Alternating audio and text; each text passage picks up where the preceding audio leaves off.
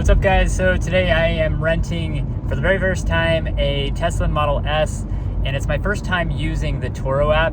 So I just thought I would document my experience, and I'm on my way to the place right now where I'm going to pick up the Model S. It's at the person's local residence. And I actually live in this same area because I'm driving from California, San Luis Obispo to Las Vegas this weekend, and how much better would it be driving a Tesla with free supercharging? So I'm on my way right now, and we're just gonna kind of document that trip. So initial impressions, I just got the Tesla, I just got in, I'm on the highway, I've been driving for about 5 miles, I got autopilot enabled, so this is, I haven't had this seamless of a rental car experience in my life before. It's usually, you have to park, you have to get to the location, you have to wait for the person behind the desk, sometimes there's people in front of you, and then they have to do all the paperwork and you have to fill out a lot of information. The Turo app, you do everything, one time initially, and then once you decide on the car, you make the purchase quickly. And for this Tesla Model S, the person who owns it just sent me a text message and said, here is the instructions. They just gave me a quick link so I could connect it to the Tesla app. So that's the only thing I needed. I just needed the Tesla app. And they said, if you need any help or anything, let me know. And just text me a photo of your driver's license. So I didn't have to meet with the person. I just got in the car and I put all my luggage in it, and I was ready to go. So this is the quickest, most seamless experience I've ever had, renting a car. And so I'm definitely going to be doing this in the future. And the best part about this is I'm driving a Tesla Model S, a 2018. It has about 100,000 miles on it, and it has free supercharging. So I don't have to drive my gas car and, fill up and pay for the trip from San Luis Obispo to Las Vegas. It's over 400 miles. And this could easily cost me about $250, where with this car, that's gonna be free. I just have to pay for the rental car. So I'm saving a ton of money by just renting a car, an older car that has free supercharging. All right, guys, so I just got back from my trip from Las Vegas to San Luis Obispo, and I'm home now. The biggest concern I have with this car is range, right? So at 100,000 miles, I was pretty much at about 80% charge, and that's the normal range that you're going to be getting when you stop at a Tesla charging station. You're not going to be able to charge it to 100% because you're going to have to wait over an hour. But I was able to charge it to about 80% in about a half hour or so, probably 35, 45 minutes.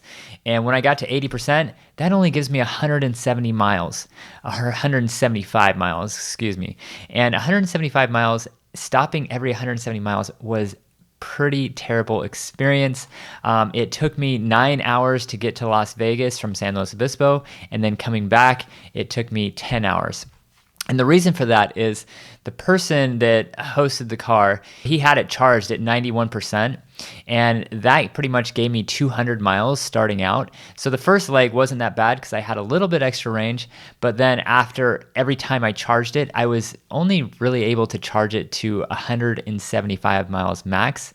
And the first leg of the trip, I ended up stopping in Bakersfield, and in Bakersfield, it was so crowded with Teslas. I had to wait in line for about 10 minutes, which isn't terrible, but every minute counts. Just pulled up to Bakersfield, and as you can see, the charging stations are completely full.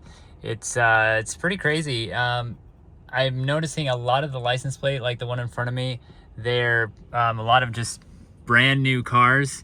And gonna see how long this is gonna take.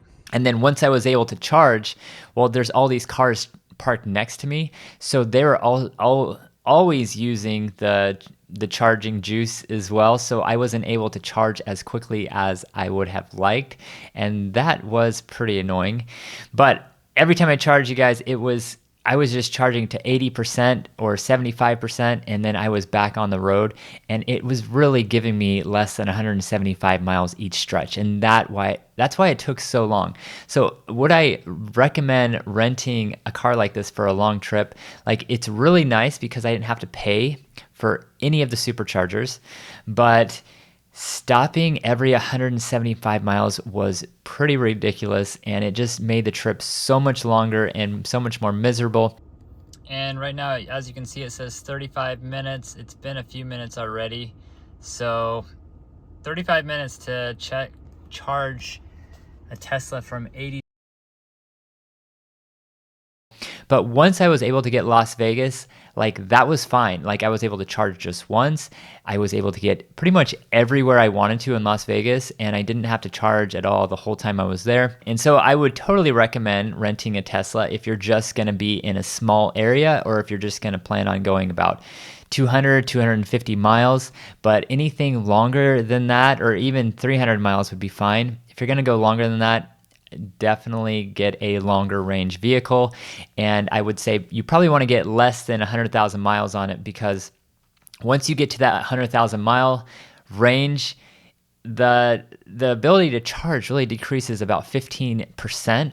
So this car should have got 165 miles of range, and that's at its max, right? But it ended up being 220, and every time I'm charging the car and using the car, I'm only charging it 80%, so I'm only getting 175 miles. So that was a pretty terrible experience, and I just thought you should know about that up front. All right, how did the car perform? At 100,000 miles, the car performed excellent, and the main reason was because this host, they take their car to Tesla regularly to get it inspected. I saw that they had a lot of things fixed.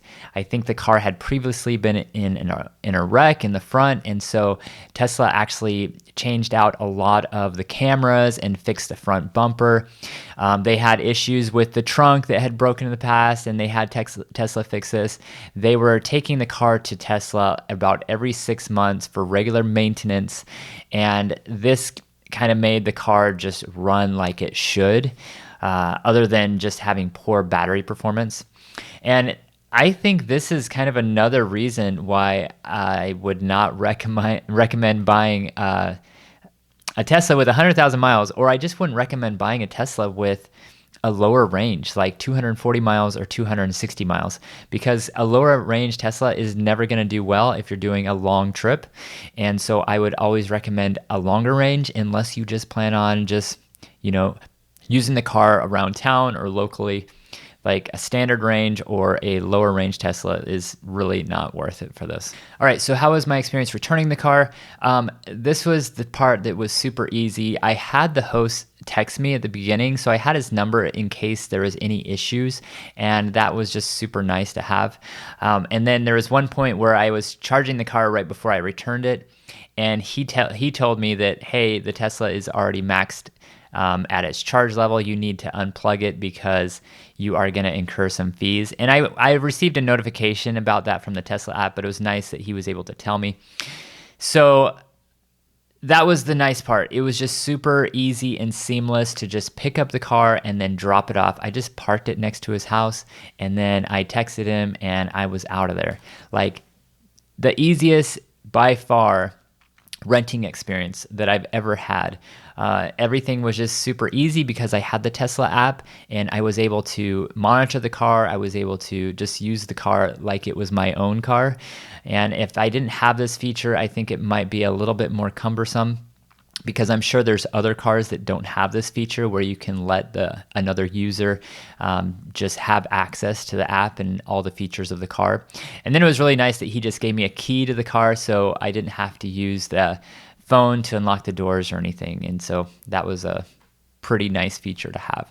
So if you are renting a Tesla out in the future, I would definitely recommend giving the key fob to the customer, because this just made the experience so much better. So anyway, that's my review of my first time using Turo, and I thought it was a really good experience, and I would definitely recommend using it in the future. All right, I hope you enjoyed this video, and like, subscribe, and I'll see you in the next one. Have a great day.